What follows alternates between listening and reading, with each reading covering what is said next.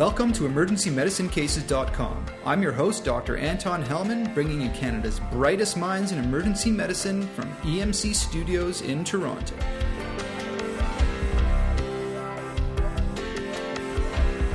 Our two experts for episode number 5 on renal colic and toxicological update are Dr. Paul Rosenberg and Dr. Lisa Thurgur.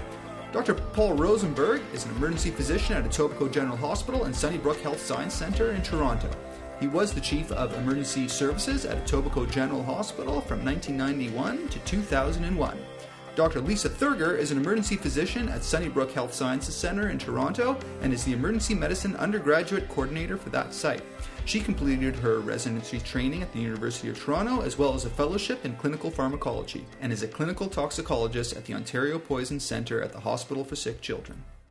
We've all seen renal colic 100 million billion times in the emergency department, and the reason why we chose this subject to talk about on emergency medicine cases was because there seems to be quite a big variation in how we work these patients up and how we treat them in the emergency department. There has been an increased prevalence of stones in the last few years, which has paralleled the increase in diabetes and obesity. And we have the opportunity today to be speaking with Dr. Rosenberg, who's currently involved in a study on renal colic. So let's start with a case. We have a 46-year-old man who works as a laborer who presents to the emergency room with 4 hours of excruciating right flank pain. On exam, his vital signs are normal except for a heart rate of 110. He's pacing up and down, bent over in pain. He has flank tenderness, but his abdomen is benign. His past medical history is unremarkable, and this is his first attack that he's ever had. The only medications he is taking are Tylenol 3s, which aren't helping much with his pain. A urinalysis was sent off, and it came back showing more than 50 red blood cells per high-powered field. The patient was treated with Voltaren 100 mg suppository. His pain was relieved, and he was discharged from the emergency department pain-free without diagnostic imaging or urology follow-up. He was given a script for Voltaren suppository, and his diagnosis was renal colic, query nephrolithiasis. He was told to strain his urine and to take the stone to his family doctor for analysis. So, Dr. Rosenberg, in terms of knowing which tests for renal colic are worthwhile doing, I think we first need to figure out how good are we as clinicians in diagnosing nephrolithiasis. As you mentioned, Dr. Hellman, there is a study currently going on, mainly at Credit Valley with Norm Epstein, the principal investigator, that is showing that emergency physicians are very good at making the diagnosis of renal colic. Not only that, when they have uncertainty, they're fairly good at identifying that uncertainty. So an emergency physician who is pretty sure that the patient has renal colic is probably right. And as you say, that's important for how we approach these patients. Has the study shown any numbers yet about how accurate we are in our diagnosis? This study is still ongoing, but there have been other studies, including one last April in academic emergency medicine that showed emergency physicians were very good at recognizing renal colic and stratifying the likelihood so that an emergency physician who said it's between 80 and 100% certain that this patient has renal colic, they were correct. And conversely, when they weren't sure, when they thought there was less than a 50% chance, again, an alternative diagnosis was often found. This patient had a urinalysis sent which showed greater than 50 RBCs per high-powered field. What is the sensitivity of a urine RNM and a urine dip for renal colic? We like to use the triad to diagnose renal colic of hematuria, flank pain, and tenderness. We have classically been told that 10 to 15% of patients won't have hematuria, and studies show that in some studies up to 25 or 30% don't have hematuria, especially if the renal colic is prolonged and it's not the acute setting. So that hematuria is not a particularly necessary or good test sensitive for renal colic. I see. And the amount of hematuria doesn't predict the amount of obstruction or the size of the stone? No, as far as I know, the amount of hematuria isn't significant. The presence or absence perhaps is. I see. So what use then is the urine RNM in patients who present with renal colic? What are we really looking for? If they are positive for blood, then I guess that helps us be more sure that it's nephrolithiasis. If it's negative, how does that change how you're going to work them up? And what else are you looking for on the urine RNM to help your management? A urine that shows red blood cells is comforting, increases our certainty of renal colic, although other things can make a positive dip or show red cells in the urine. And to go over the differential diagnosis of hematuria, I like to use an anatomic approach. And if you like mnemonics, Vindicate is a mnemonic that you can use. V is for vascular diseases such as renal vein thrombosis. I is for infectious causes such as pyelonephritis or renal tuberculosis. N is for neoplasms. I is for intoxicants such as sulfa drugs, mercury poisoning, or blood transfusions. C is for congenital lesions such as polycystic kidneys and medullary sponge kidneys.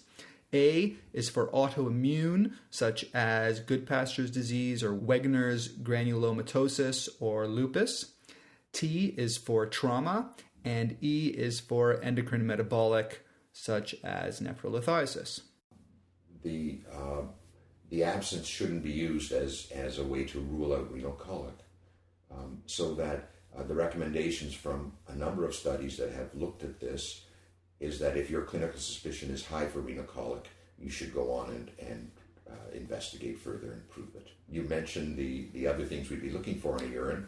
White blood cells make us suspicious for pyelonephritis or urinary tract infection, and urinary tract infection in the presence of a stone, urinary tract infection with renal colic, is a more serious entity than renal colic alone. Sure.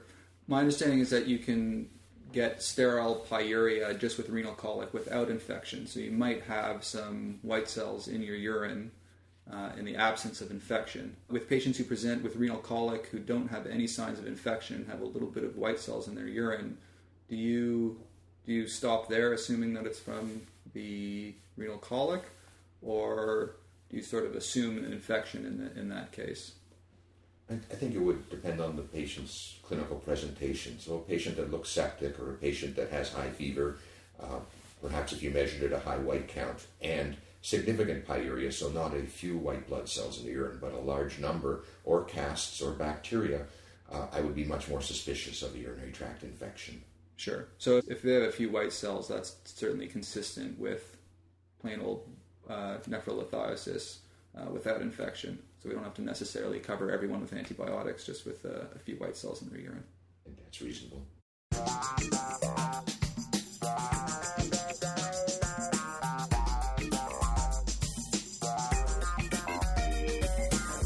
In terms of your minimum workup, this patient here just had a urine sent. What patients would you go further with? And I guess let's first talk about blood work. Which patients would you consider doing blood work in for patients who present with renal colic? I think you can divide the patients into being young and previously healthy, and those patients that have some other risk factor or comorbidity. So in our study, we're looking at patients under the age of 50 without comorbidity as not needing further investigation. Obviously, someone with a solitary kidney, a strong suspicion of pyelonephritis, vascular problems, ischemic bowel disease, medications that might lead to nephrolithiasis or other problems. Elderly patients where there is uncertainty about the diagnosis, all these patients would need blood work, further workup. If you have an abnormal creatinine, how does that help us in the setting of patients with nephrolithiasis? My understanding is that if you have an obstructive kidney stone on one side and you have two normal kidneys, you can completely obstruct one kidney and have significant kidney damage but still have a normal creatinine. And so how does the creatinine really help us in the setting of nephrolithiasis? You may have a slightly elevated creatinine with a unilateral kidney stone, but you may also have bilateral nephrolithiasis, which is not uncommon with some of the conditions that lead up to renal colic. So that a baseline creatinine, especially in older patients or those with comorbidities, might be a useful thing and something that we could follow to see that they weren't getting into trouble with their kidney stones. It's good to have the creatinine as a baseline, but a normal creatinine shouldn't be reassuring us that they don't have an obstructed kidney that's in trouble. Exactly. Let's move on to CT scanning. I understand this is part of the question that the study is trying to answer, is who really requires a CAT scan. My practice has been that any patient that's elderly, or I'm wondering about an alternative diagnosis, if they're a first-time presenter for renal colic, that's usually when I'll go ahead and do a CT. What's your opinion on doing CTs for renal colic, and who should get them? We've seen a tremendous change in practice over the last 10 years when CT scan was introduced. Non-contrast helical CT scanners, 16 slice machines, were first used to diagnose renal colic and have now become universally accepted. And it's a rare patient who is sent home from the emergency department without a CT scan. It's a little bit of being blinded by the beauty of our weapons. The CT scanner is a terrific test to prove nephrolithiasis, to prove ureteric stones. It's very sensitive, over 98%. Even in a low dose application, it's still better than 95% sensitive for stones over 2 millimeters in size. So it's not a question of, is it a good test? It's a very good test. Is it indicated is a different question. So even though we can do CT scans and find stones, do we need to? Does it change our practice? Is it going to result in any difference to the patient in terms of management? And what we're finding is that in patients under 50 years old with renal colic, that we can clinically be comfortable, confident in the diagnosis, the CT scan rarely makes any difference.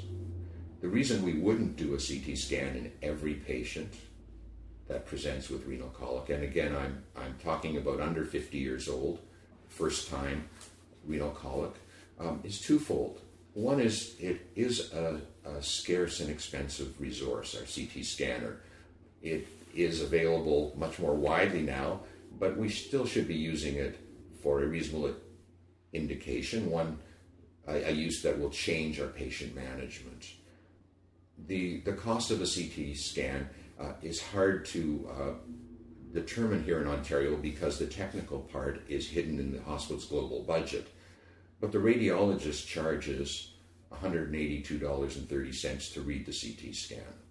So we know that it's not an inexpensive test nor one to be used lightly, especially when our patients are lining up for CT scans for important indications. The second part is that the CT scan delivers to the patient a significant amount of radiation. We've all heard the number that it's 200 times a chest x-ray. Even in low dose protocols, the helical scanners radiate the patient with about 2 millisieverts of radiation. And in a single episode, this is not a dangerous amount of radiation, but we have to remember that our patients with renal colic are repeatedly imaged, and that some studies have found that 20% of patients are, with repeated CT exam, being exposed to over 50 millisieverts of radiation. This is an amount that is quite worrisome, not on an individual basis, but in a population sense for the development of cancers long term. And so it does significantly increase the risk And we should be thinking in our practice of emergency medicine, if we adopt the practice of CT scanning every young person with renal colic, are we doing harm to the general population? And the feeling is in the literature that this is a significant amount of radiation, and we should be limiting, especially in young people, the amount of CT scanning we're doing. Rosen's, in particular, suggests doing a CT scan for all first episodes of renal colic. I totally agree with you in terms of patients who come back again and again with renal colic. I remember one patient, I just asked them how many CT scans they've done, and they said that they counted up to 13 CT scans, and this was a young guy. Mm-hmm. I mean, I think the first thing, I totally agree with you, is we should be asking every single patient who has renal colic how many CT scans they've had before. And I certainly agree that patients who have repeated visits of renal colic shouldn't be getting scanned again. The first time presenter, there are some sources that suggest that we should be scanning the first time presenter. And I'm assuming that's because there's a little bit less diagnostic certainty in the first time presenter. Well, combined with the ability of emergency physicians to correctly diagnose renal colic, the approach of CT scanning a patient once to confirm the diagnosis is reasonable. But I should tell you about an interesting paper in the Scandinavian Journal of Urology 3 years ago, where the practice in Scandinavia was not to image the patient on the first visit, but to refer them to the urologist 3 weeks later for imaging. They decided to follow 176 patients to see if it made any difference deferring the CT scan for 3 weeks, because we all know the urologist is going to repeat the imaging. So they followed half the patients deferring the initial exam and imaged the first group immediately. And they found that there was no downside to waiting the 3 weeks. In fact, because they asked the patients to strain the urine, quite a number of patients passed their stones in 3 weeks. The average time is something in the 2-week range, even without expulsive therapy. And so they were able to avoid the scans in a number of patients because they could bring their stone to the urologist's office. But in the group that was deferred, they also found a significant decrease in the interventions.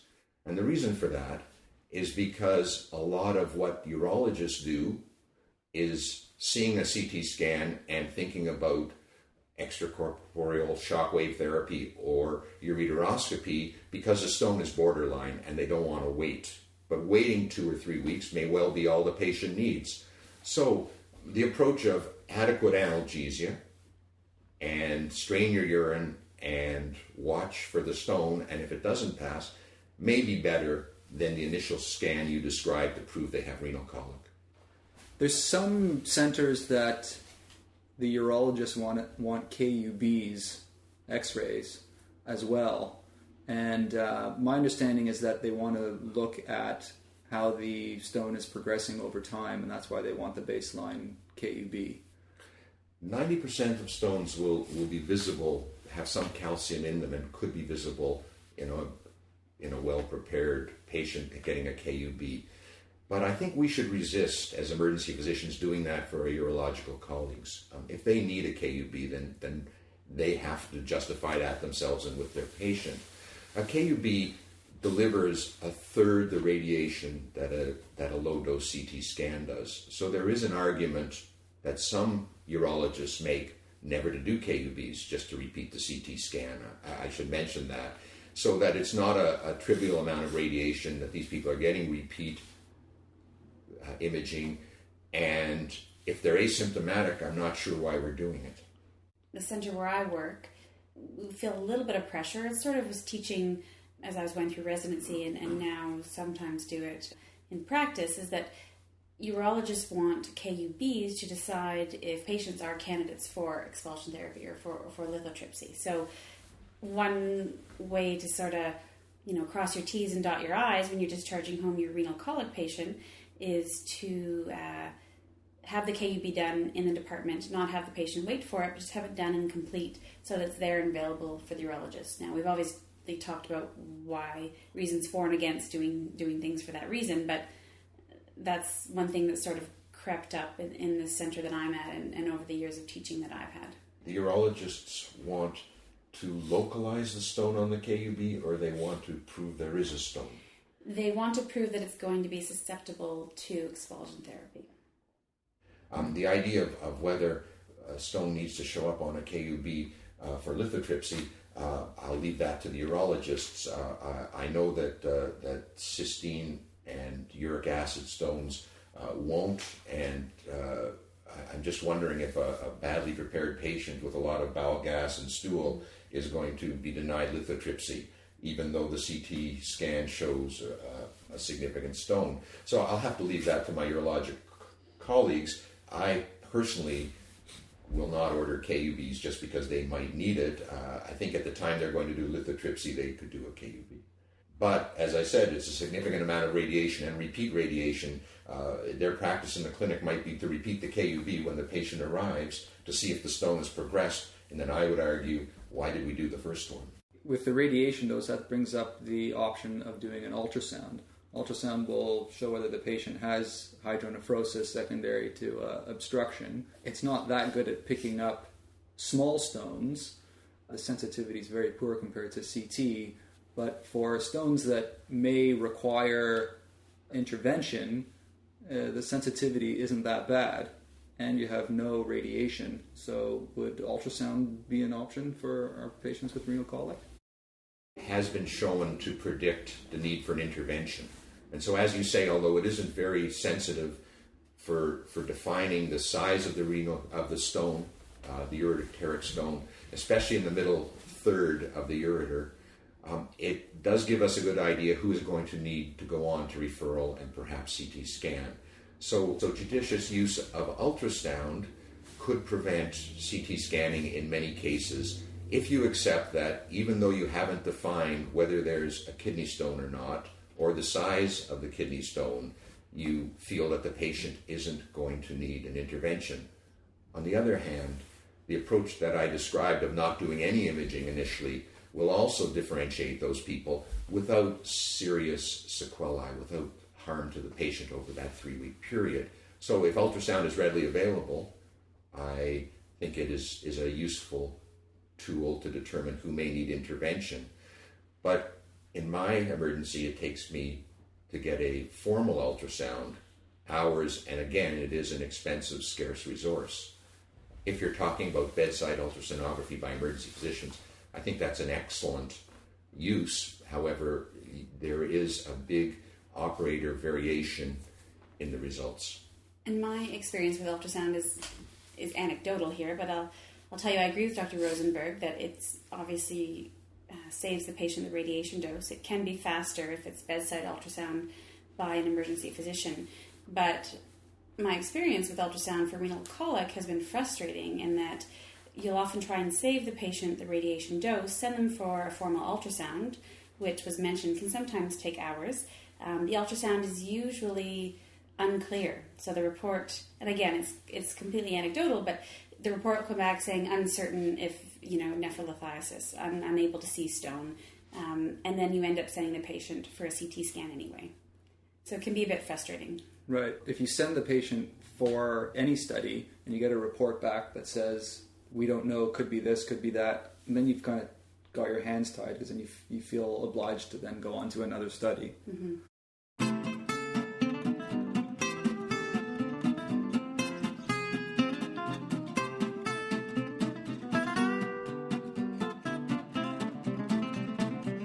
Let's just review about what the chances are of stones spontaneously passing and what determines that chance of the stone spontaneously passing. I've heard all kinds of different numbers. My understanding is that there's pretty much, I think, 4 things that determine whether a stone is going to spontaneously pass. One is size, one is location, one is the shape of the stone, and one is the degree of obstruction. A stone in the 4 to 5 millimeter size range in the distal ureter should pass within about 2 weeks. Stones 10 millimeters and larger and proximal rarely pass spontaneously. with expulsive therapy, there may be some improvement in those numbers, but generally small stones pass and large stones are more difficult. The morphology has some significance, so regular round stones seem to pass better than irregular stones.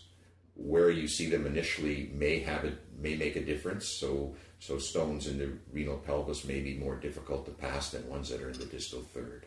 Clinically, is there anything, if we're not going to be doing imaging on some of these patients, is there anything that can help us clinically to guess where the stone is?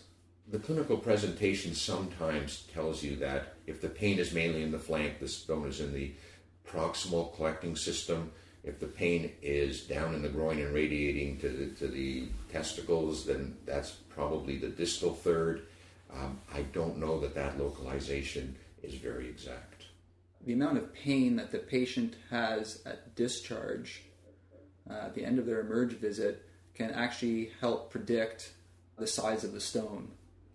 What we're finding is that those patients that were unable to relieve their pain with simple measures are more likely to need intervention. Mm-hmm. So that a patient with a large stone who doesn't settle in the emergency with a simple Voltaren suppository and Percocet is more likely than a patient who is pain-free and ready to go home. And that's probably what the study will tell us. I see. So there are a few things that can help us predict the location of the stone, the size of the stone, and whether it'll require intervention just clinically without any imaging. The response to treatment in the emergency probably gives us important information. Okay, so let's just try and flip the table here and look at when should we be worrying about patients with renal colic and when should we be getting imaging. We mentioned the solitary kidney, renal transplant, patients who appear septic. In thinking about this, I just want to remind the listeners of the key important differential diagnoses in patients who present with renal colic. So let's just review that. There's obviously the AAA, which can present very similarly to renal colic and even with blood in the urine. One of my practices is any patient over 50 who presents with a renal colic sort of picture is to stick a portable ultrasound on their belly and take a look at their aorta. Mm-hmm. At least in terms of AAA with patients over 50, if you're comfortable with your bedside ultrasonography skills, then that's one useful tip there. What are some of the other diagnoses that end up being missed for presumed renal colic? It's a good question because one of the concerns that emergency physicians have in not ordering CT scans is the concern that they're going to miss a significant alternative diagnosis that is said to occur in 10% of renal colic CT scans. This is a number that appeared in the literature in 2000. Katz published a paper in Urology of 1,000 patients that he found 100 alternative diagnoses in. Again, these patients were not stratified by age, so they were a mixed group, and most of his findings were in older patients. And he didn't talk about the clear indication for the CT scan, the clinical picture. But what he found in 1,000 patients was a significant incidence of diverticulitis, appendicitis, and gynecological problems, including torsion. He found some incidence of renal adenomas and rare but occasional diagnoses like pancreatitis. AAA was another finding but rare. So in a mixed age group of 1,000 patients, he did find alternative diagnoses.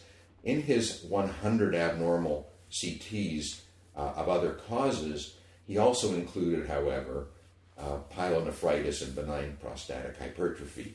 So we shouldn't get the message that 10% is serious other diagnoses.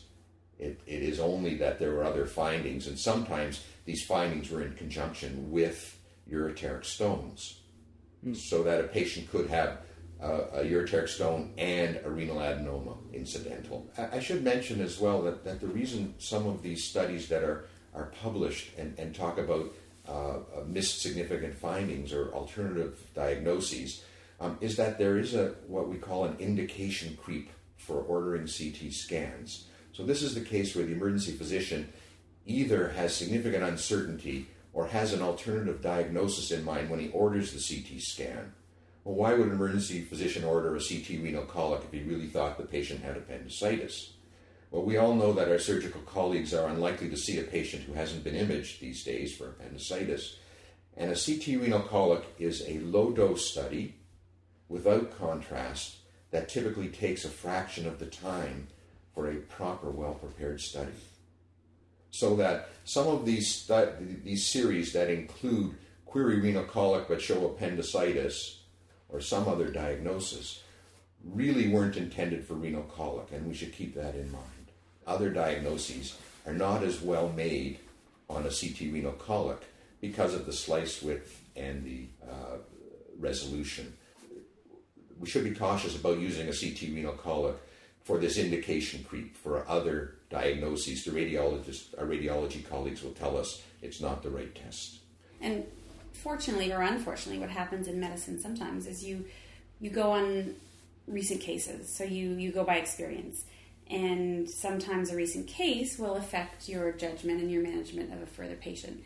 And one case that sticks to mind for me was a young guy I saw in the emergency department, a 25-year-old male who was in a week prior with a CT documented diagnosis of right-sided renal colic.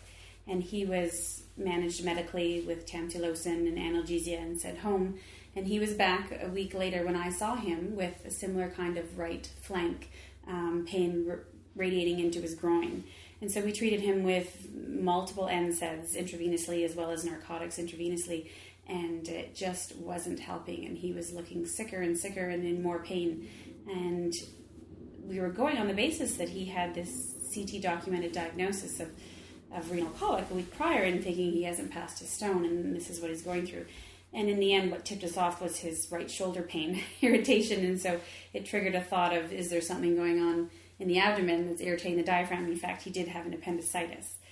And so that doesn't necessarily go for or against scanning first-time presentations, but it's hard sometimes without documentation to be sure of your diagnosis. And unfortunately, my teaching has been CT is so available with lower radiation risk these days that in general, patients shouldn't leave the emergency department without a radiographic documented diagnosis of renal colic. That's an interesting case, and it highlights what we're trying to change and why we will have difficulty. When a patient returns with symptoms, I think your experience of re-examining the patient and thinking about alternative diagnoses and not be comfortable with the renal colic diagnosis is exactly the way we would want to practice emergency medicine. I would argue that the first time CT scan did nothing for this man, and if he had not had the initial investigation, he may well have been imaged at that second visit, as I would suggest might be the more reasonable way to approach renal colic, trying to spare the radiation and the expense of imaging, so that he would return with significant pain. You would again say it looks like renal colic. You would do CT scan, and in a significant number of these scans, they would be able to tell you it's appendicitis. Those that you didn't see appendicitis on your low-dose, non-contrast scan, you would reassess and hopefully go on to make the correct diagnosis. So although that is an interesting case and would seemingly point towards a need for imaging, I would suggest that perhaps it does the opposite. So that the repeat exam is the important part. Yeah, and the dilemma is the alternative diagnosis. So with that, do you find it's more difficult in females, given that they have the risk of ovarian pathology being ovarian torsion, ovarian cysts, or other explanations for their pain? Do you find that that's more of a diagnostic dilemma? You're going to get me started on the lack of emergency physicians doing pelvic exams now, because what I find in renal colic is that the patients don't have abdominal tenderness. It's not a typical finding for renal colic. And if at the time you see the young woman and have diagnostic uncertainty, an ultrasound might be a very good test to rule out other things. But I would hope that at the end of the history and physical exam, you knew whether it was a torsion or not. That they should have significant tenderness in the lower abdomen, and on pelvic exam, you may be feeling a mass, but you certainly would be feeling tenderness, not like renal colic. And that's a common flaw of a lot of studies looking at imaging, is how good was the physical exam to begin with, right? So could you have picked that up on your physical exam, in which case it wouldn't have been one of the 10% alternative diagnoses if you found it in the first place? Yeah, I'm quite sure that 40 years ago, when we didn't have CT scans and readily available ultrasounds, that we were much better at doing our histories and physicals. And that since we've been relying so much on imaging, just in general, that our history and physical exam skills as a group, as emergency physicians, has probably been degraded. We've all seen patients suffering from renal colic. I just wanted to read you a quote from William Osler that he delivered at a lecture at the Royal College of Physicians in London. And he was talking about pain that he experienced because he had multiple episodes of renal colic. And he describes it like this: involuntary muscle pain has its peculiarities and comes in crises, storms, and outbursts. I have recently taken advantage of an unpleasant experience in my own person to observe the phenomena of these paroxysms in a ureter struggling with the calculus. Abruptly, of working out of the steady pain, come the paroxysm, like a twisting, tearing hurricane with its well-known radiation, followed by the vasovagal features, the pallor, cold extremities, feeble pulse, nausea, vomiting, and in 2 attacks, a final, not altogether unpleasant period, when unconsciousness and the pain seemed wrestling for a victory reached only with the help of God's own medicine, morphine. Let's move on to analgesia. Some people will give rectal suppository of an NSAID, some people will give oral, some people will give IV NSAIDs, some people will give morphine, some people will give Demerol. Some people will start medical expulsive therapy in the emergency room. Some people won't. It seems like there's really quite a wide practice. Our standard approach to patients with renal colic is rectal suppositories of NSAIDs. The one we use is diclofenac or Voltaren, but Indocid or others may be equally efficacious. There is theoretical basis for using the NSAIDs over narcotics and other analgesics, in that it seems to decrease the prostaglandin-mediated glomerular filtration rate and the distension of the renal pelvis. And so we found them very effective. The advantage of a rectal suppository is that the emergency physician can give it quickly on first examining the patient and not deal with the occasional delay in the nursing staff administering intravenous medications or intramuscular. So there is a big advantage for my patients when I give them a rectal suppository, and most of them get significant relief. It can be augmented by narcotics if the pain persists or isn't adequately managed. And that's been our practice, is that we go on to parenteral narcotics if the rectal NSAID isn't sufficient. Who needs to be referred for follow-up to a urologist? If someone's had multiple episodes of renal colic and they've always passed their stones, and they've always been small stones, and they present with renal colic again, you treat them, they're well enough to go home at the end of your visit. Do those patients need to follow up with urology?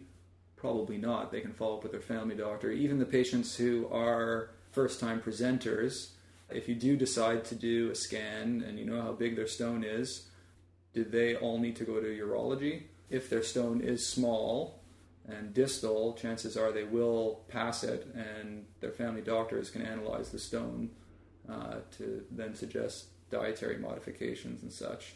With the referral bias to a urologist, for patients who have smaller stones, we may be doing them a disservice because they'll be ordering more tests and possibly pushing more interventions when they might not be needed.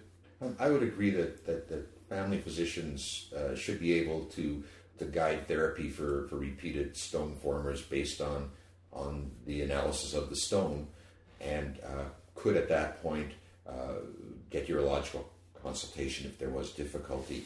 A small stone in the distal ureter that the patient will probably pass, I don't personally think they need imaging or re-imaging or referral to a urologist.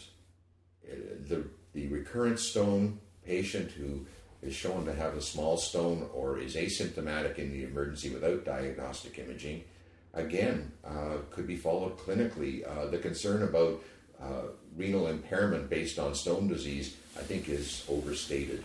I think these people are uncomfortable, they get pain, and we can manage their pain. In terms of expensive and invasive investigation and treatment, I think it is over-treatment. Which patients do you refer to urologists in the emergency department? I think we talked about patients who don't get adequate relief from your normal management, and those are patients that concern me. Those patients, especially those over 50, should go on and have a CT scan, and the CT scan can often help you, and there are many studies that show that the CT scan is a good way to triage in terms of urological intervention, or at least referral. So again, someone who is having ongoing pain, who has fever, who has suspicion of infection, who has a solitary kidney, who has a stone size that he's unlikely to pass, these are all patients that should be referred to a urologist. And often patients who return for the same stone on multiple visits, even with attempts for analgesia and management with alpha blockers, sometimes those people I refer to urologists just because the current plan isn't working for whatever reason it is, just to get their input.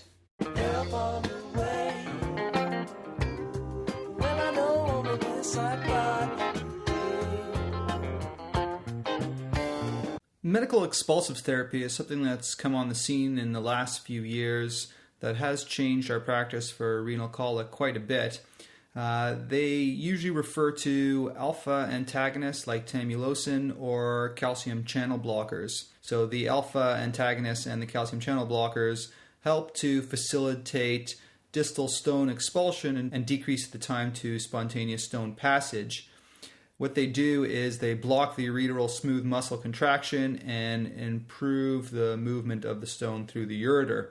In terms of which patients should get medical expulsive therapy, we're now going to have a discussion around that topic. The medical expulsive therapy is an exciting and reasonable approach to helping these patients pass their stones quicker. So the average 4 to 5 millimeter stone, as I said, takes about 2 weeks to pass. In the meta-analysis 2007 in the Annals of Emergency Medicine, can be decreased by approximately 40% the time to pass the stone. As in other studies, the more recent study that was in the Annals of Emergency Medicine didn't find a difference with using alpha blockers, Flomax or tamsulosin, but the stones they were treating were very small, and there might be something unusual about their series. So both alpha blockers and calcium antagonists have been shown to speed the passage of kidney stones, and these are something that we could also be looking at from the emergency to give our patients. These are inexpensive and safe medications. The alpha blockers occasionally cause hypotension, but have not been shown to cause serious side effects in renal colic patients. Yeah, my understanding was with the meta-analysis in 2007 in the Annals that the average or the mean stone size was about 6 centimeters. Millimeters. Sorry. Yeah, that would be a huge stone. That would be a big stone. I've got this football in my hand. 6 millimeters. And the newer study in Annals that was a negative study that showed that it made no difference in terms of the time of expulsion or the patient's pain. The mean size of the stone was about 3.5 millimeters. So what I take from that is that for very small stones that are going to pass on their own anyhow, there's probably not that much difference that medical expulsive therapy is going to make. because those are probably going to pass pretty quickly on their own. It's actually for the sort of medium-sized stones where the medical expulsive therapy is going to be the most beneficial. In under 50-year-old patients, you may not image them and might not know the size, and I think that the alpha blockers would be a reasonable short-term therapy to help them. In the older patients that you have investigated and know the stone size, I wouldn't, based on that one study, limit my use of alpha blockers because they didn't show effect. Neither did they show harm.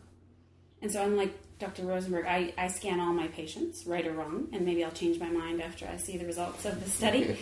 But in my world, or in my community of emergency medicine, scan all the patients, everyone gets sent home on tamsulosin, and often the longer the better. So the urologist will say 4 weeks, give it to them for 4 weeks. And so it's just a sort of a way of life. In our centers, we scan them, they go home on tamsulosin, they get a KUB, you've dotted your I's, crossed your T's, and that's sort of the complete management of the renal colic patient.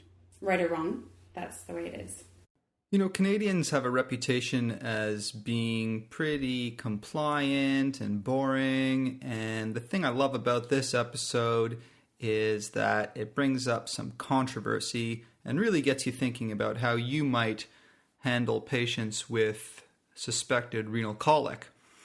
To review all of this, we are pretty good at diagnosing renal colic clinically.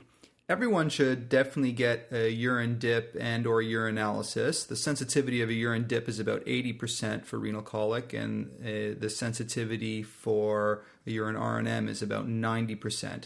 But remember that a urine dip can be found positive in a whole slew of other conditions, including bladder cancer, even AAA, glomerulonephritis, etc. We still need to wait for the results of Dr. Rosenberg's study that he's involved in to be fully convinced by his argument, I think. But I think it definitely is worth thinking about that maybe we are doing too many CT scans. The other thing that I should note is that Dr. Rosenberg has about 30 years of clinical experience, and so clinically he is personally probably better at diagnosing renal colic clinically compared to someone who has only been practicing for a few years. So you really have to decide for yourself how good you think you are at diagnosing renal colic clinically, and you have to decide how comfortable you are without an exact diagnostic certainty without imaging. Certainly, if a patient has any abdominal tenderness, that should immediately make you a bit nervous that it's not renal colic. I think if there's any other sort of clues based on the history and physical exam, you really need to work up all of these patients. In terms of medications to use in the emergency department, NSAIDs have very good proven efficacy. If the patient is in severe pain, then adding opiates to that is a good idea as well.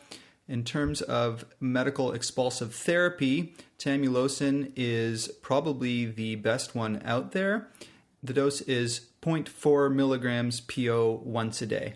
Don't forget to tell the patient to strain their urine and make sure that they do have follow-up either with their family doctor or the urologist for the ones that you are sending home.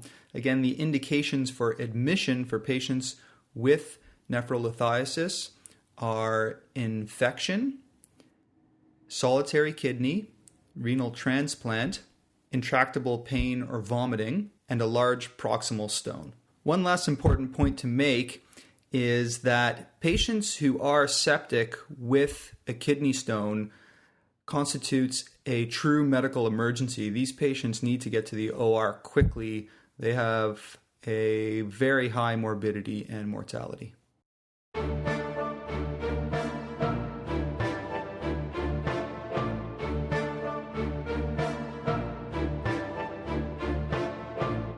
And for this month's quote of the month, I've got another great one from Albert Einstein. The important thing is not to stop questioning. Curiosity has its own reason for existing. One cannot help but be in awe when he contemplates the mysteries of eternity, of life, of the marvelous structure of reality. It is enough if one tries merely to comprehend a little of this mystery every day. Never lose curiosity. Okay, moving on to the next section of this episode. Dr. Thurgur, what would you say are the 3 most important advances in the emergency management of the poison patient that we should all know about? One of the first ones that comes to mind is intravenous lipid emulsion therapy. It is probably the hottest or most sexiest toxicology topic right now and has potential to be one of the more up-and-coming antidotes. If you don't know about it now, it's definitely one you should know about. The other 2, I would say, probably hydroxocobalamin deserves some discussion in terms of cyanide treatment. And my third choice would be high-dose insulin euglycemia for the treatment of calcium channel blocker. And although that's not as new as the other 2, I think it deserves some discussion in terms of details of dosing. Well, let's talk about intravenous lipid emulsion therapy. I've just recently heard about this. This lipid therapy is TPN. It's the food given to people that has been used for years and years and years on the floors for people who fail gastric tubes and that kind of thing. Like you said, it is TPN. That's what intralipid therapy is.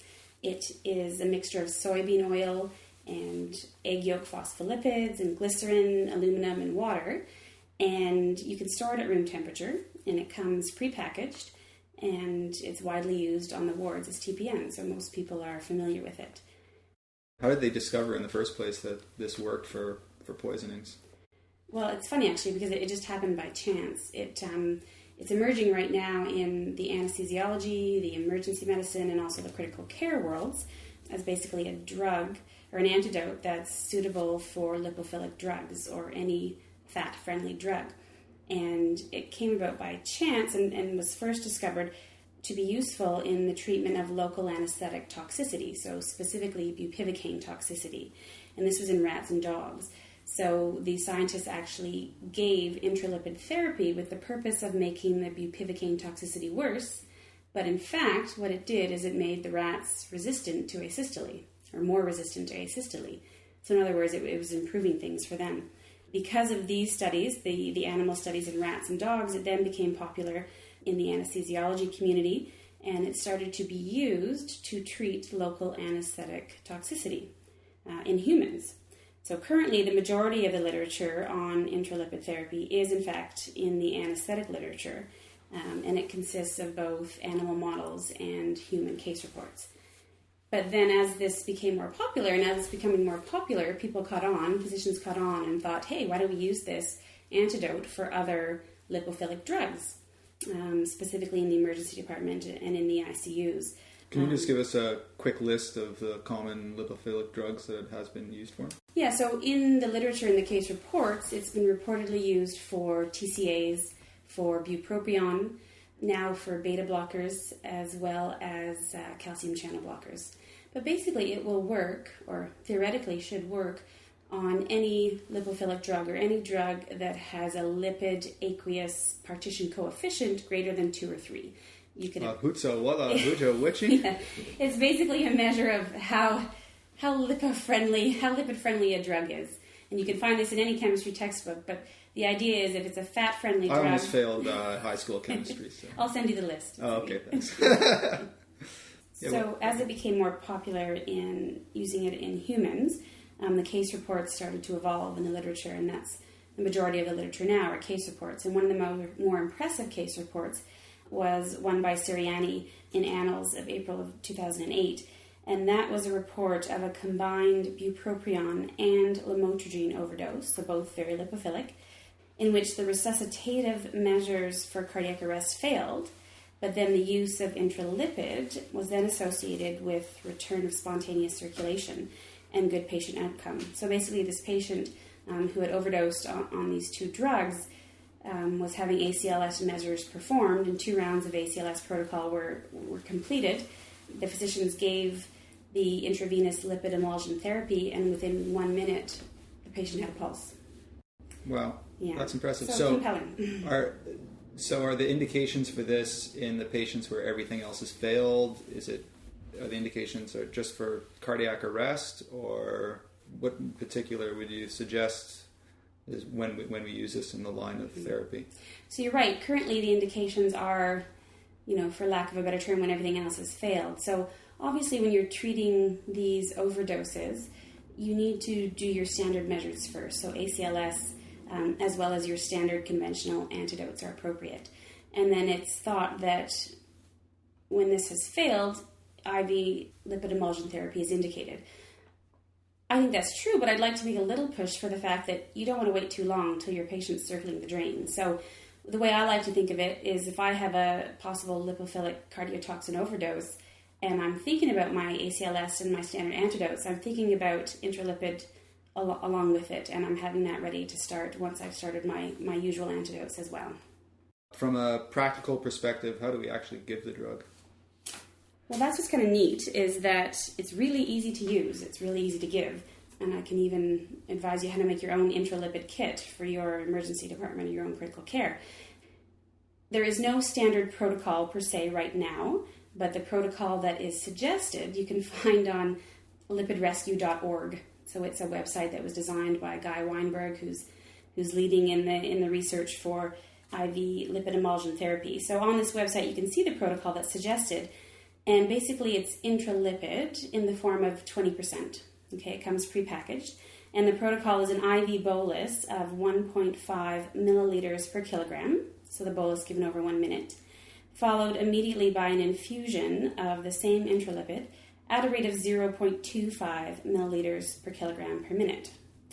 So this may sound very complicated, but it's actually pretty easy because you take basically your 500 ml bag of intralipid, you draw out 50 mils in a syringe and you push it, IV push.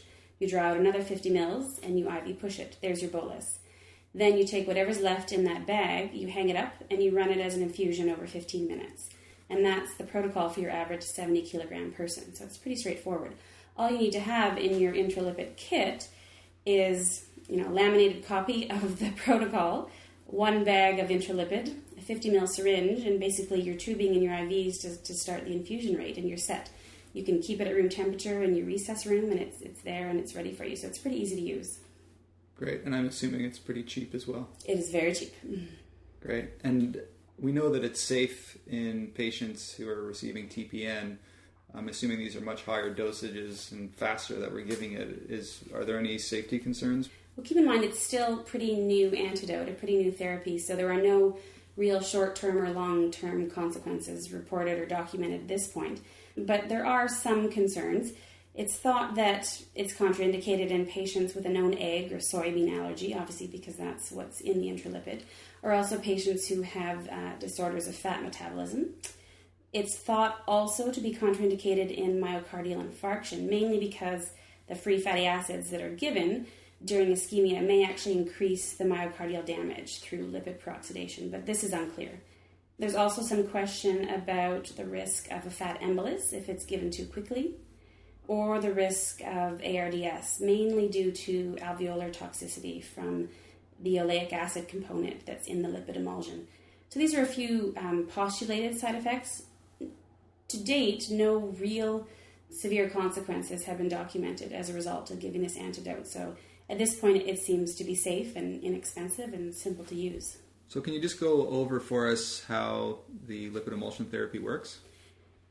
Sure. Well, there are a few mechanisms that have been suggested for how it works, and probably the most popular one is known as the lipid sink mechanism or method, whereby the intralipid actually causes the lipophilic drug to partition into the plasma, almost like an intravascular elimination.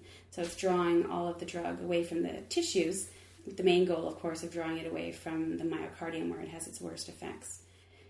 The second theory is more of a bioenergetic theory, whereby the intralipid increases the energy supply in the heart by increasing the supply of fatty acids that it uses for energy formation. And most importantly, again, this would be the metabolic effects on the myocardium. So Dr. Thurgur, could you give us some examples of some cases of lipid therapy being used? Sure, I can tell you about 2 reported cases that are here out of Toronto. And both of them they're not published in the literature yet, but they have been presented at the North American Toxicology meeting that happened last fall. in Texas. And these were both led by Andrea Boone, one of our stellar fifth-year Emerge residents, and some of her colleagues, such as David Carr and Bob Hoffman. And they reported 2 cases of intralipid use, the first being one in a beta blocker overdose, and the second in a TCA overdose. The first one, the beta blocker case, was of a 31-year-old female who intentionally ingested 875 milligrams of carvedilol, a beta blocker, and this worked out to be 9.5 milligrams per kilogram. 2 hours after she ingested it, she presented to the emergency department, and her vital signs were basically stable, notably with a blood pressure of about 144/96. About 40 minutes later, while in the emergency department, so 2 hours and 40 minutes after ingestion, the patient became hypotensive with a blood pressure of 78/22. Her physical exam at that point was actually unremarkable, and her 12-lead ECG showed normal sinus rhythm at a rate of 71. And management then pursued over the next 2 hours, which appropriately consisted of IV fluids, 1.5 liters, 5 milligrams of glucagon given intravenously, 92 units of Humulin R, followed by an infusion of 42 units per hour, 3 amps of D50 that were given in an infusion as well as dopamine and epinephrine that were titrated to high doses. The patient was intubated and central venous line insertion occurred. Despite this, over about 2 hours of this management that I just described, the patient continued to be hypotensive and had a blood pressure of 85/28, even despite the pressors and the insulin infusions. So the Ontario Poison Centre was called and asked for suggestions, and they suggested intravenous lipid emulsion therapy. So a bolus of 100 milliliters of the 20% lipid was given, followed by an infusion over 15 minutes. Actually, within 20 minutes of this, the systolic blood pressure rose to 100, and then within 80 minutes of the lipid dose, the patient was normotensive with a pressure of 132/70. The final outcome was that at about 10 hours, they were able to stop all pressor infusions and insulin infusions, and she was extubated and had no real consequences from the overdose. It's like a miracle drug. Yeah, obviously it's tricky to tell exactly what happened, but when you look at the timeline, it's fairly impressive, noting that all the other therapies were running and working for about 2 hours, and then the intralipid was given within 20 minutes, and then again within another hour, she was normotensive. So they're quite compelling. Sure. I mean, it's going to be tough to find enough patients to get a decent randomized control trial with this, but... yeah. And will it happen? I don't know. And that's obviously the problem with toxicologic research sometimes, and that's why we rely on animal models and human case reports, because that's often all that's allowed. But it's important, the more human case reports we have, both positive and negative, to publish them, especially in this area of intralipid, which is so new.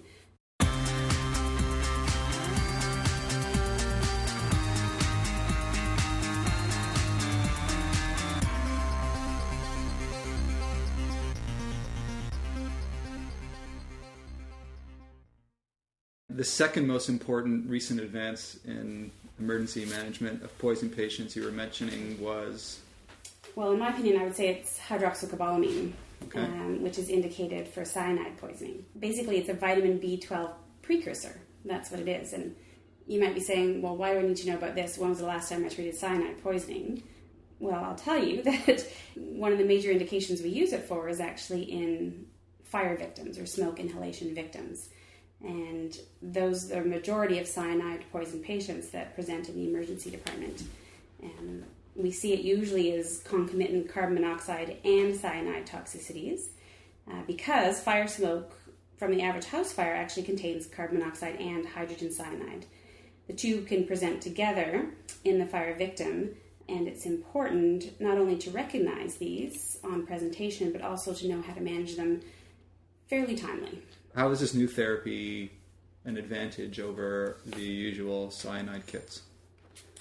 That's a good question, because we actually have had an antidote for cyanide poisoning for quite a while, and that's known as the cyanide antidote kit. It contains 2 forms of nitrite, so amyl nitrite and sodium nitrite, as well as sodium thiosulfate. And this kit can certainly treat cyanide poisoning. It's been shown to do so. That's not really the concern. But the clinical dilemma occurs when you're actually treating the smoke inhalation victim, with suspected cyanide poisoning as well as carbon monoxide poisoning. So it's your undifferentiated smoke inhalation victim that poses a dilemma to using the original cyanide antidote kit. In this original kit, the first two drugs, the nitrites, are meant to induce a methemoglobinemia, and that's how they treat the cyanide poisoning. This is a good thing for treating cyanide poisoning, but the problem is when there's carbon monoxide on board as well, the patient has formed carboxyhemoglobin as well as your methemoglobinemia, which you formed. And so having both abnormal hemoglobins is not ideal and sometimes incompatible with life, because your hemoglobin that you have that's normal can't carry enough oxygen to meet your demands. This causes hypoxia.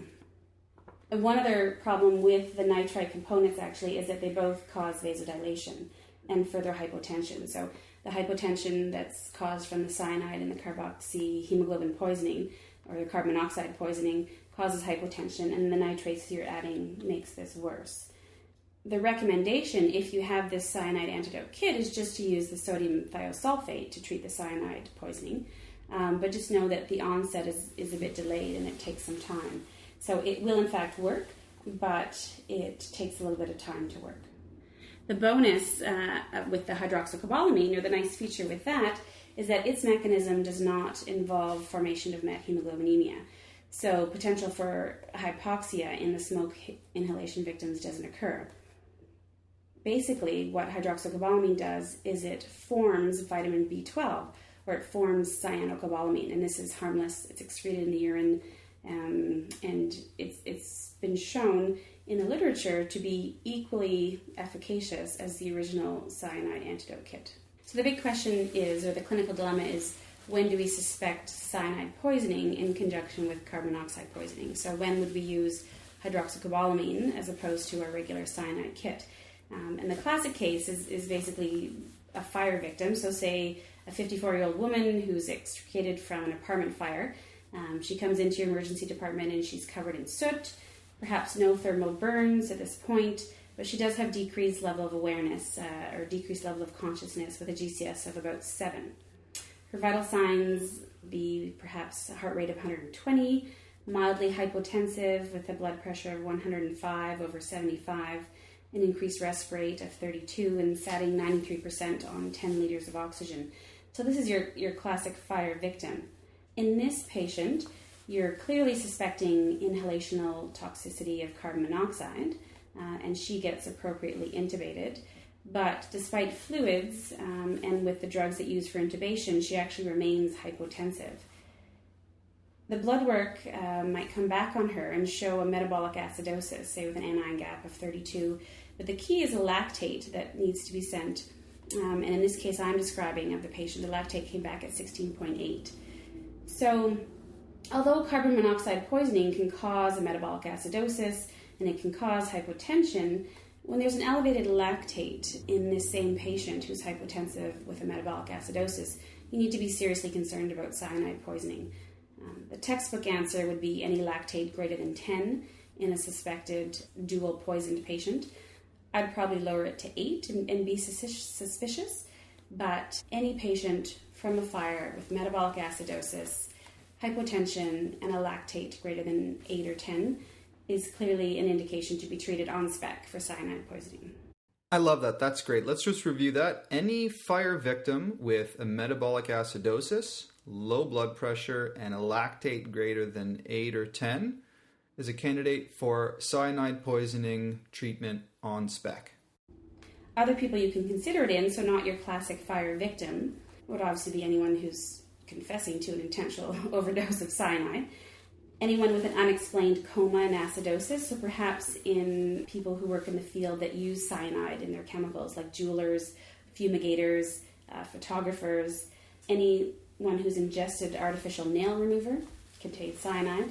Patients who are on nitroprusside, so keep in mind that we can induce cyanide poisoning in our patients with nitroprusside. And say you happen to have someone who's chewed a bunch of apricot pits, it actually contains cyanide as well. So those would be other indications to treat for cyanide poisoning. Does this come in a kit that we use, a specific kit that we use, or do we have to make it up, or is it just directly from the pharmacy? How do we use it?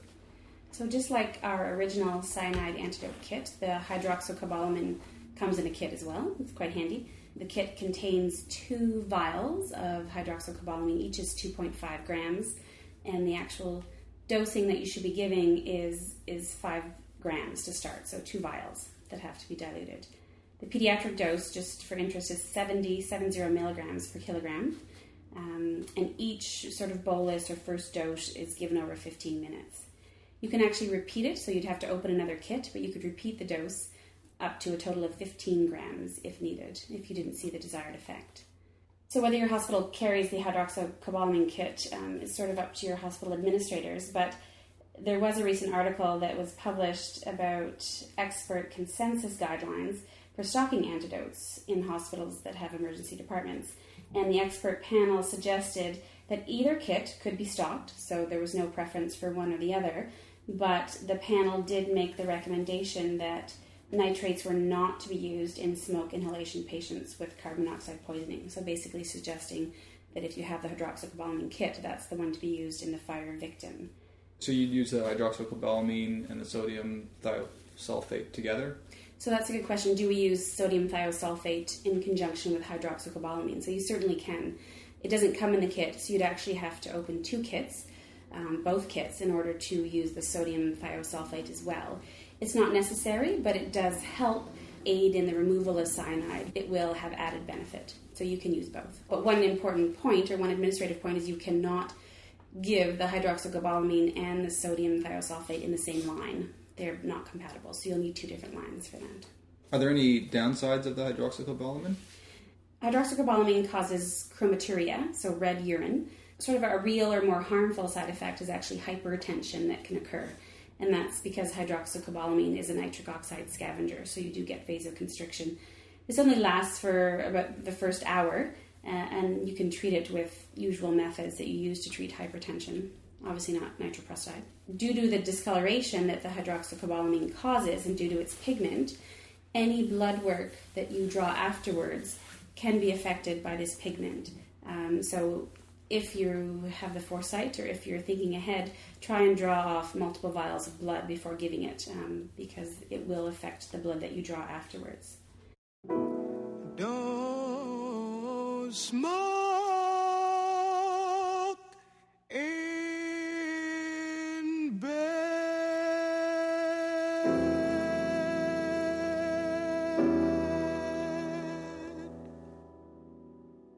And the third most important update in toxicology that we need to know about is something that's not super new, but is something that's worth reviewing, and that is high-dose insulin therapy in calcium channel blocker overdose. That's right. So this antidote has been talked about for years now. The only thing I want to stress is that people still are reluctant to give it in the suggested dosing. So that's why I thought it needed a bit of a review. So the dosing that we give, it's suggested that you give 1 unit per kilogram of regular insulin IV. So yes, that's a huge dose. So in your average person who's 70 kilograms, you're going to be pushing 70 units of short-acting insulin. It sounds pretty scary to the average person, and to be honest, trying to tell people this over the phone on the Poison Center, you receive a lot of resistance or reluctance, and rightfully so. It's not the usual dosing that we give to people. To make us feel better, we give an amp of D50 along with it, so 25 grams of dextrose. To be honest, you really don't need to give the glucose along with it, because keep in mind that these calcium channel blocker patients, the ones who've overdosed on calcium channel blockers, are coming in hyperglycemic due to the mechanism of the calcium channel blockade. So you don't need to give the glucose with it, but I think it makes us all feel better when we do. I see. So you don't have to worry about these patients' glucose going to 0.1 and them seizing or anything like that?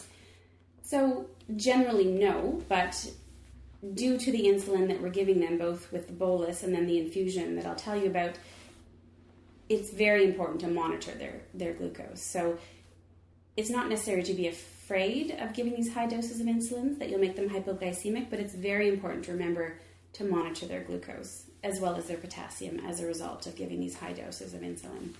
Because once we give the first initial bolus of insulin at 1 unit per kilo, Once you see an effect, you then would start an infusion of 0.5 units per kilo of insulin per hour, and you would run that until clinically indicated.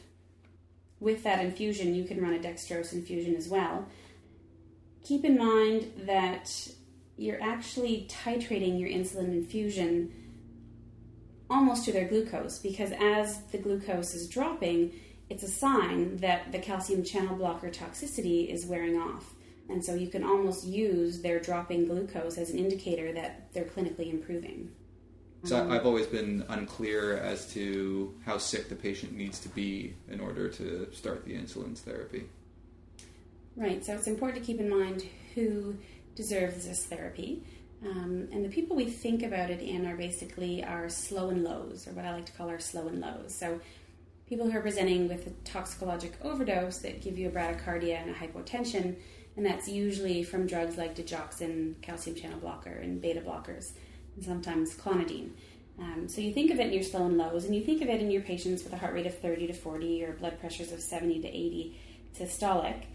But what's important is that you need to think about it, again, in conjunction with your other ACLS methods and your other antidotes. So, for example, in your calcium channel blockers, you'll also be giving intravenous fluids. You may also try a dose of atropine. You'll be using calcium. You may use glucagon, and insulin is also indicated in these people. So you should think about it in conjunction with those other antidotes as well. Any patient with shock due to a calcium channel blocker or a beta blocker toxicity, it would be indicated in. It's most effective when there's evidence of depressed myocardial activity, so basically when there's hypotension. So Dr. Thurgur, could you just review for us how the insulin works in these calcium channel blocker overdoses? So keep in mind that in calcium channel blocker overdoses, the body is actually insulin deplete. And this is because the release of insulin occurs from the pancreas, and it's controlled by calcium channels, which are blocked in the case of the overdose. So the myocardial cells, which normally use free fatty acids as fuel, now have to switch to glucose for their fuel when they're in a state of shock, but they're unable to use this glucose because of the hypoinsulinemia that they're experiencing. So the proposed high dose of insulin is thought to actually reverse the metabolic derangements that are seen when there's an increase in the glucose supply to the heart. Basically, the insulin is inotropic and chronotropic. It provides the pressor effects that you see.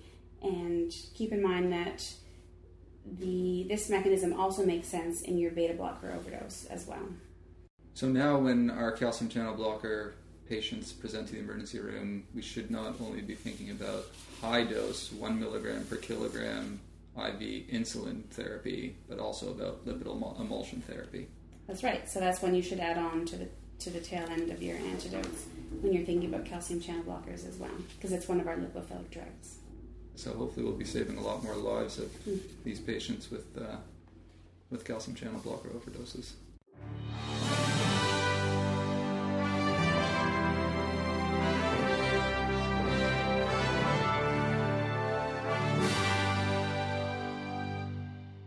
In the third and final section of this month's episode, we're going to be talking about body packers. In particular, we'll be talking about cocaine body packers. Dr. Rosenberg was the chief at Etobicoke Hospital, which is the closest hospital to Pearson International Airport in Toronto. So he has a wealth of experience. And Dr. Thurgur gives us some great tips on the toxicology of cocaine. Coming into Los Angeles, bringing in a couple of keys. Don't touch my bags if you please, Mr. Customs Man. Yeah.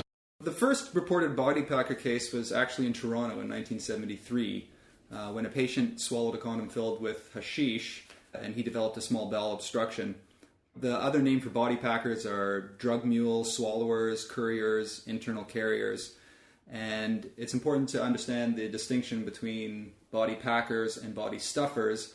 Body stuffers are people who, when they're being in pursuit from the law, they'll take a small amount of, usually a bag of some sort of drug, and swallow it so that they don't get busted. As opposed to body packers, where it's a premeditative plan to swallow or insert vaginally or rectally a given amount of packets filled with the drug so that they can smuggle them across borders. So when these body packers get to their destination, they often take laxatives or enemas to expel the drugs and then deliver them in exchange for money.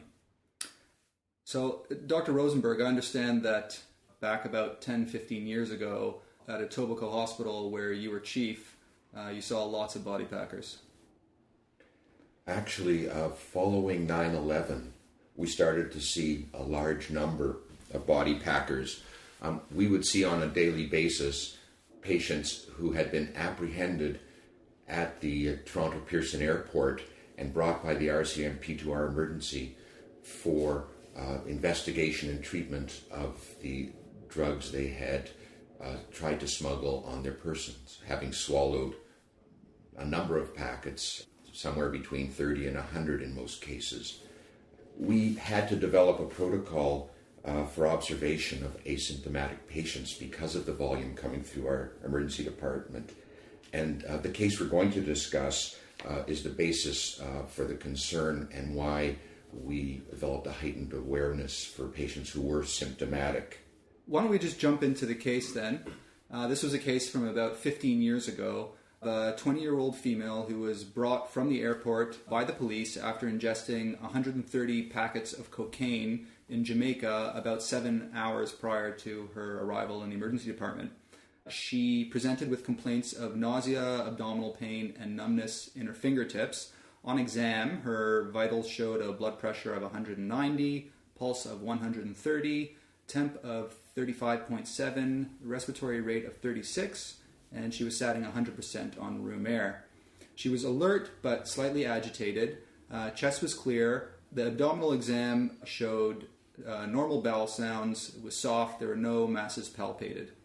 Her abdominal flat plate that was ordered showed multiple foreign bodies that were about 1 by 2 centimeters with no distended loops, no signs of bowel obstruction. Her ECG showed sinus tachy at 120, and her blood work was unremarkable. The serum drug screen in particular was negative for acetaminophen, ASA, and ethanol, although it was positive for cannabis and benzodiazepines. The urine tox was not yet back. So before we get into the details of the case, Dr. Rosenberg, could you just give us an idea of what these packets usually were made of and what they usually contained? Well, this is a historical case, and it evolved in terms of what the packets became prepared as. This was a commercial enterprise where the packets were very well prepared. The packets look somewhat like a party hot dog, but they're in the range of 10 grams of cocaine in a packet, well sealed and with a second and sometimes third layer of hard wax. The packets are sometimes disguised to appear similar to soft tissue density and not be detected on X-ray. Most of the body packers we saw were smuggling cocaine, and they'd be in the range of 10 grams of cocaine in a packet and up to 100 packets, remembering that the lethal dose of cocaine is something in the range of 1 gram. This was a highly toxic, dangerous way to smuggle drugs.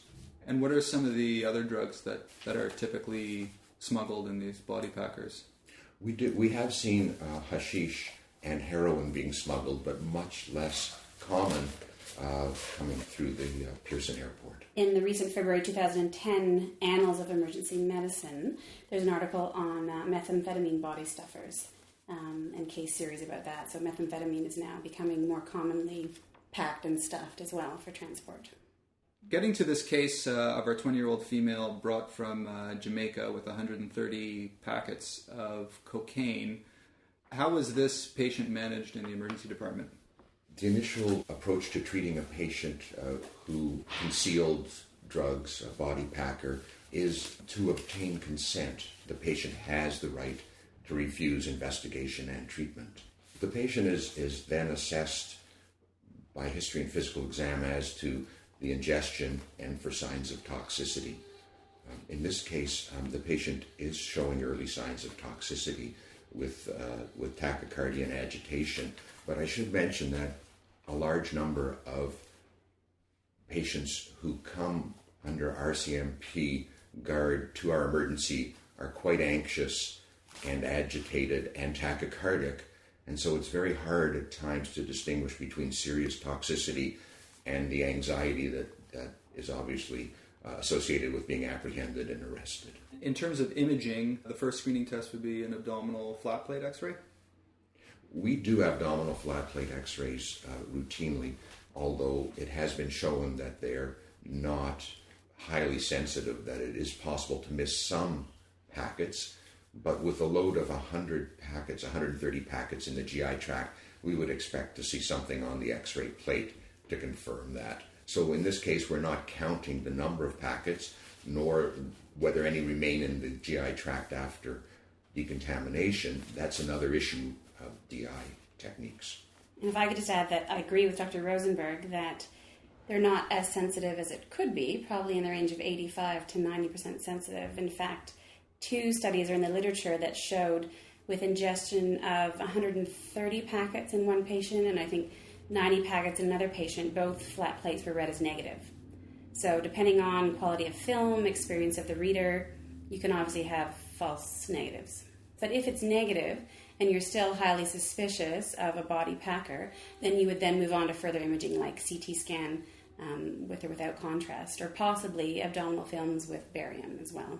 I guess if there's a patient that comes crashing in severely toxic, who's too sick to go to CT, and you're wondering whether they could be body packers, then a bedside ultrasound might be valuable instead of waiting for an x-ray or sending them off to CT. It's true. With an experienced user, it could be useful. It's safe and it's quick. How about the role of the urine tox screen? It sounds like urine tox screens are routinely sent off for body packers. What's the role of the urine tox screen in the assessment of body packers? Well, the urine tox screen in body packers is a bit of a tricky issue, and in fact, I would say in general it's not recommended. It has about a 37% sensitivity rate.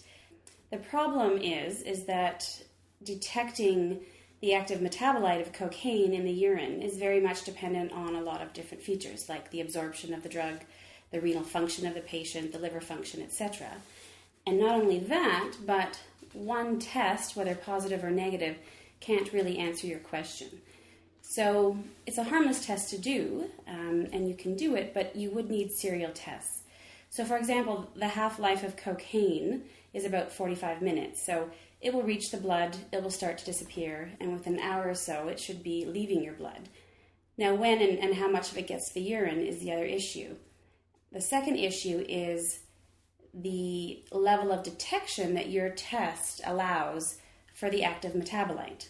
Some tests will detect a higher level than others, and that means they're a shorter test. So that means that you'll be able to detect it quicker. But in general, the best tests that we have will really only detect cocaine in the urine, or the active metabolite of cocaine in the urine, at around 4 hours. So you could have a symptomatic patient who's a body packer, and even though you think their urine tox could be positive, it could still be negative if they're symptomatic. So my suggestion would be to go based clinically, use your clinical suspicion in terms to decide if a packet is leaking, for example, then to do a urine tox screen. If you test your first urine and it's negative, and then an hour or two later you test the urine and it's positive, that's a pretty good sign that you have a leaking packet. But the other thing to consider is that cocaine stays in the urine sometimes for up to 4 to 5 days in chronic users. So you could test positive in your urine, and this patient who is packing cocaine could also be a chronic cocaine user. So that positive test doesn't tell you that the packet's leaking, it just tells you that there's cocaine metabolite in the urine. And in the asymptomatic body packer, what's the usual protocol for GI decontamination to try and pass these packets? We use whole bowel irrigation, orally or by nasogastric tube, and we try to deliver 250 ml every 10 minutes, or a cupful of golightly, polyethylene glycol solution, every 10 minutes.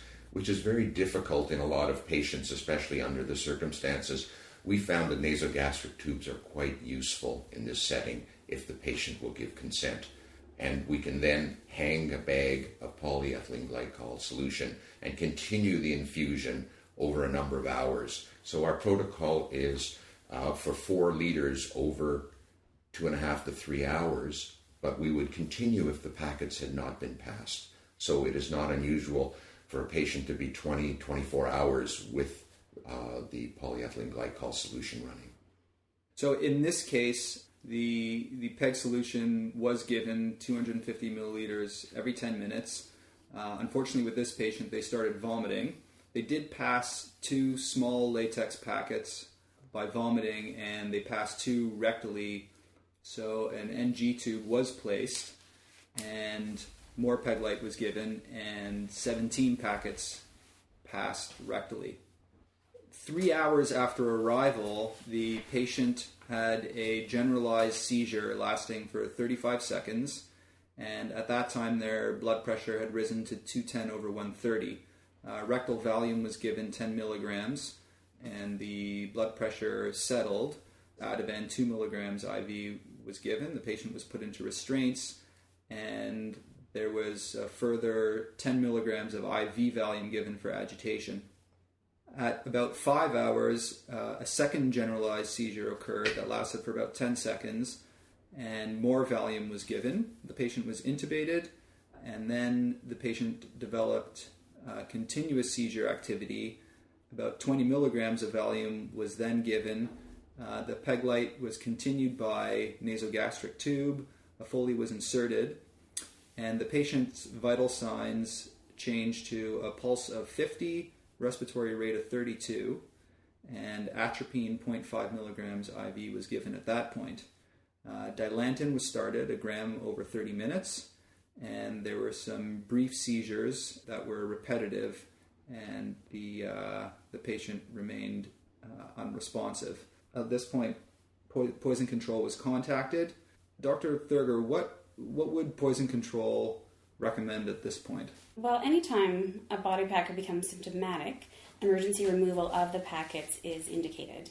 This patient clearly needs a laparotomy, surgical removal of those packets. I'm sure that's what Poison Center would recommend at this point, and I think that'll probably be one of the teaching points of this case, is that any symptomatic patient, although arguably sometimes it's hard to tell if they're symptomatic, any symptomatic patient who's packing cocaine is an indication for emergency laparotomy to remove the packets.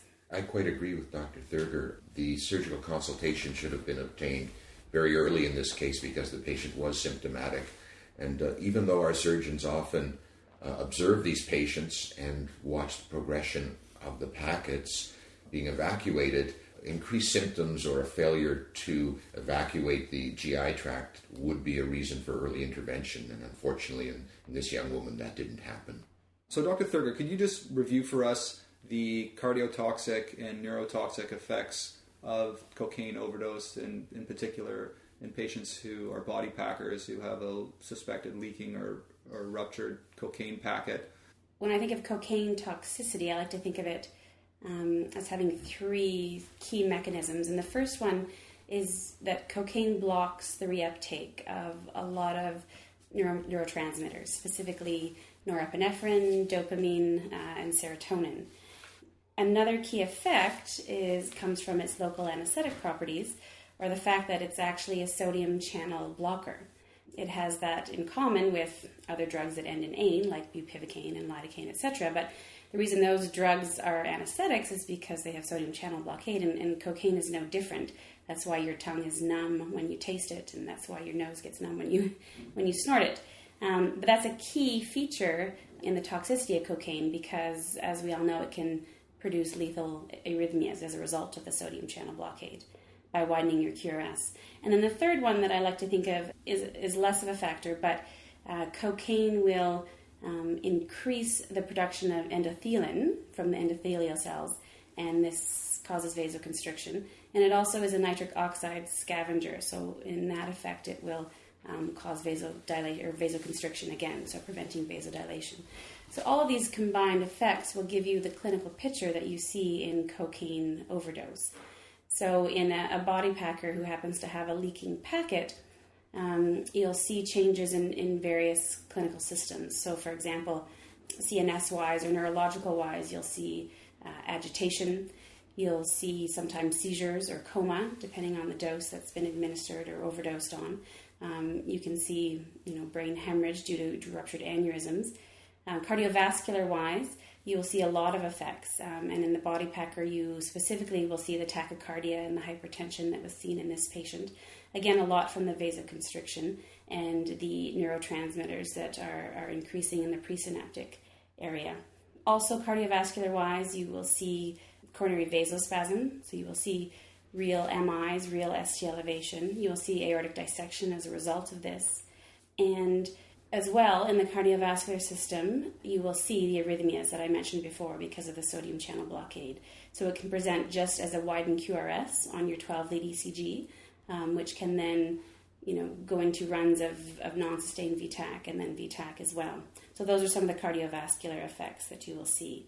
But the main things in terms of management then, if we want to refer back to all these clinical scenarios that I've illustrated, the key thing is mainly supportive care in these patients. And one of the key management features, aside from your ABCs, are benzodiazepines for calming and cooling down the agitation, as well as active cooling of the patient. So benzodiazepines and active cooling are actually the only two treatment methods that have been shown to reduce mortality in cocaine overdose. Patients who are body packers who are leaking, while, for example, we're waiting for the surgeon to take them to the OR, will help a lot. It will help decrease the heart rate, it'll help decrease the blood pressure, it will control agitation, seizures, and it will actually help with cooling as well. And then we have to go on and consider their high blood pressure or their hypertension, which is a real effect of the leaking cocaine from the body pack. Ways to do this are with nitrates, so either in the form of nitroprusside or nitroglycerin, but also phentolamine, which is a pure alpha blocker, is one of the first recommended drugs for hypertension in a cocaine overdose. As most people know, but it's a good reminder, we always want to avoid beta blockers to control hypertension, and this is because of the unopposed alpha effect. This also goes along for labetalol. So some people think labetalol is friendly and nice in cocaine overdose because it has mixed alpha and beta effects, but in fact that's not true. We want to avoid all beta blockers, including the mixed preps like labetalol. So this patient went on to become asystolic. CPR was initiated, pacing was attempted, but unsuccessful, and the patient was pronounced dead. With the sodium channel blocking effects of cocaine, and knowing that these patients' usual arrhythmia is VTAC or VFib, how do we treat these arrhythmias differently than we do with regular ACLS protocols? So with these arrhythmias and a lot of toxicologic arrhythmias, the arrhythmia is usually due to sodium channel blockade, as we mentioned, and cocaine is no different. It is a direct sodium channel blocker. So our antidote in sodium channel blockade is just to give sodium, and we do that in the form of sodium bicarb. So any toxicologic patient, but specifically the patient who is toxic with cocaine, deserves amps and amps of bicarb if they illustrate a wide QRS, so QRS, approaching 120 milliseconds or greater. And it's given IV push. It's given in the form of 1 ampule of sodium bicarb, and you will, at most times, see the QRS narrow before your eyes when you give it, if in fact you are treating a wide QRS due to the sodium channel blockade of these drugs. So sodium bicarb is indicated as well as lidocaine in these arrhythmias. This patient could also be treated with activated charcoal. In most cases with cocaine ingestion, because the absorption is so rapid, charcoal doesn't have a big role to play in detoxification. But because we think that the toxic effect is from leaking packets and continually being introduced into the patient's system, activated charcoal would have a role in repeated dosages. So this patient might have benefited from that early on. And in terms of some of the other medical and surgical complications from body packers, one thing that we had mentioned to look for on the X-ray was a bowel obstruction. And just to remember that if there are any signs of bowel obstruction on the X-ray or the CT, then that would mandate a surgical consult. The failure to pass the packets in a reasonable length of time would also be an indication for surgical consultation. And in some case studies, although the appearance of the patient wasn't that of bowel obstruction, what they found at time of surgery was that the packets were impacted. And so a failure to progress as well as a bowel obstruction picture would be reasonable grounds for surgical intervention. So when I worked at Etobicoke, I remember taking care of these body packers, and some of them would be around beyond the end of my shift, and we'd be handing them over to the next doctor and to the next doctor.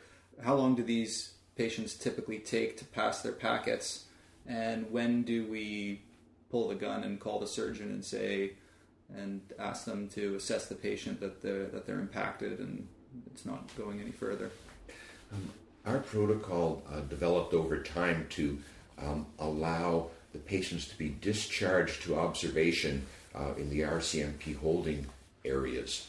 And so we often didn't see the patients completely pass the number of packets they were alleged to have swallowed. However, they often returned to Etobicoke with symptoms, whether that was tachycardia or agitation or something more ominous. And we often saw patients who had failed to pass their packets at 6 days. That, for us, a week of these packets being in the GI tract was reason for surgical consultation. And even though the surgeon may, at that point, further observe the patient, their involvement was important with a failure to progress. Right. I think it wouldn't be great for the hospital waiting times initiative with keeping all those patients for 6 days in the emergency room. Good point. Dr. Rosenberg's point is valid, and it's a real-life point, because even though the literature suggests that body stuffers who tend to show signs and symptoms of toxicity earlier due to the inappropriate methods of packaging need to only be observed for 6 hours, and if they're asymptomatic, they can be discharged, whereas body packers need to be observed for 24. Dr. Rosenberg's real-life examples illustrate that not all packets are passed in that point, and even upon discharge into legal or RCMP care, doesn't guarantee that these packets aren't going to leak and rupture past that observation period that's suggested. So I guess that's important to explain to the RCMP and the patient if you are needing to discharge the patient for observation. And our protocol did instruct the RCMP to look for signs of toxicity and return the patient if there were any. How do we confirm that the patient has passed all of the packets?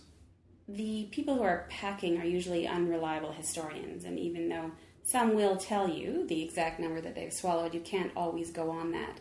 And as we mentioned, you can't really go on your imaging to count the number of packets as well. So you administer your methods of decontamination, elimination, and these patients get their whole bowel irrigation, usually once they've passed some packets and then have passed 3 stools that are packet-free. It's usually thought that these patients are cleared, but as I'm sure we all have examples, that's not always the case. Another method to do it is, or another way to do it is to actually do a CT scan with contrast or a barium X-ray. And if you saw those packets initially on the films, you should be able to tell using the contrast and using the barium that the GI tract is clear. But again, it's not 100% sensitive. I think we need to distinguish the difference between the management of the asymptomatic patient and the management of the symptomatic patient when it comes to body packers. So, Dr. Rosenberg, how does the management of the asymptomatic patient versus the symptomatic patient differ? The vast majority of the patients we see at Etobicoke General Hospital, perhaps 90% or more, are asymptomatic and don't require the resources of an intensive care unit or probably not even of an emergency department. We document their ingestion, we obtain consent, and then we start whole bowel irrigation, but allow the RCMP to observe the patients outside of the hospital. They're usually taken to a holding cell and continue the whole bowel irrigation until they've passed all the packets.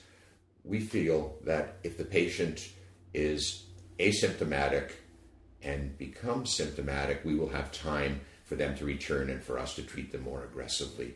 And our experience has been very good with this approach. We rarely see patients coming back. If they come back, it's more for a failure to pass all the packets than becoming toxic in our limited experience. Yeah, so I think it's safe to say that any patient who's a known or suspected body packer deserves first an assessment to see if they're symptomatic, as Dr. Rosenberg said. And then management can involve the use of activated charcoal, 1 gram per kilo, as well as whole bell irrigation to help eliminate the packets. It can involve some imaging, either in the form of plain film to try and document it. And then once the packets are thought to be removed in completion, it can involve some imaging to confirm that, probably with CT scan and contrast. But at any point in that time, either at the beginning on presentation or at any time during the process of decontamination or elimination, there are signs of symptomatic cocaine toxicity, then that's when the urgent surgical consult is indicated for urgent laparotomy, as well as more aggressive management to manage the symptoms of the toxicity. Well, that about wraps it up for this month's episode of Emergency Medicine Cases. We've got some great episodes lined up for the summer. We're going to have Walter Himmel and Dan Selchin doing an episode on TIAs. We're going to have Mike Bukowski and David McKinnon doing an episode on trauma. We're going to have Shirley Lee and Dominic Sheldon doing an episode on common presentations that we see in the emergency room and how they differ in pregnant patients. Until then, take it easy.